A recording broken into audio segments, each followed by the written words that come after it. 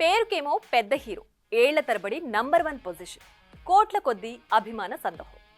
ఇంత ఉన్న ఈ టాప్ స్టార్ మాత్రం తన తర్వాత సినిమాకి బడ్జెట్ విషయంలో గట్టి సవాలే ఫేస్ చేస్తున్నాడట. అది కూడా 100 కోట్లు కొల్లగొట్టిన క్రేజీ డైరెక్టర్ సినిమా కావడం ఇక్కడ గమనార్హం. ఒకప్పుడు ఇండస్ట్రీని ఒంటె చేత్తో ఏలిన మెగాస్టార్ కి ఇప్పుడు బడ్జెట్ సమస్యలు వచ్చి పడుతున్నాయా? ఒకప్పుడు బిగ్గర్ దెన్ బచ్చన్ అంటూ తొలిసారి ₹1 కోటి తీసుకున్న చిరుకి ఇప్పుడు అడిగినంత డబ్బు ఇవ్వడానికి మేకర్స్ వెనకడుగు వేస్తున్నారా? ప్రస్తుత పరిస్థితుల్ని చూస్తే అలాగే కనిపిస్తుంది. పాలిటిక్స్ నుండి కంబ్యాక్ ఇచ్చిన తర్వాత చిరు మునుపటి స్థాయిలో మెరిపించలేకపోతున్నాడు అన్నది వాస్తవం. సాలిడ్ గా ఈ సినిమా హిట్ అవుతుందని చెప్పలేని పరిస్థితి.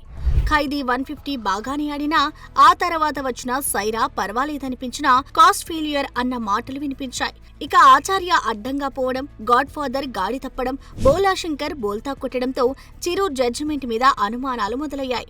వాల్తీరి వీరయ్యతో పర్వాలేదనిపించిన మెగా రేంజ్ లో కలెక్షన్లు కొల్లగొట్టలేదన్నది కాదనలేని సత్యం. దీంతో కుర్ర హీరోలే 25-50 అంటూ డిమాండ్ చేస్తుంటే చిరు మాత్రం ఇచ్చినంత తీసుకోవాల్సిన పరిస్థితి. ప్రస్తుతం మల్లిడి వశిష్ఠ దర్శకత్వంలో చేస్తున్న విశ్వంభరాకి పెడుతున్న 300 కోట్లు తిరిగి వసూలు చేస్తుందా అంటే అనుమానమే. మరోవైపు అనిల్తో చిరు చేస్తున్న సినిమాకి అడిగినంత బడ్జెట్ ఇచ్చే సాహసం చేయట్లేదట షైన్ స్క్రీన్స్. ఒకప్పుడు చిరంజీవి సినిమా అంటే కలెక్షన్లతో డబ్బులు రాబట్టుకోవచ్చనే నమ్మకం ఉండేది. కానీ ఇప్పుడు లేదు. సినిమా బాగోలేదు అని టాక్ వస్తే రెండో షోకి అటువైపు పోయేవారే లేరు.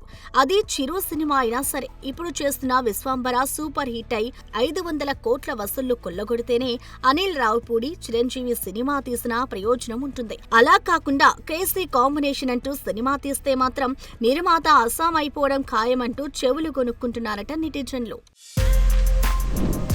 For more videos like this, subscribe Big TV channel.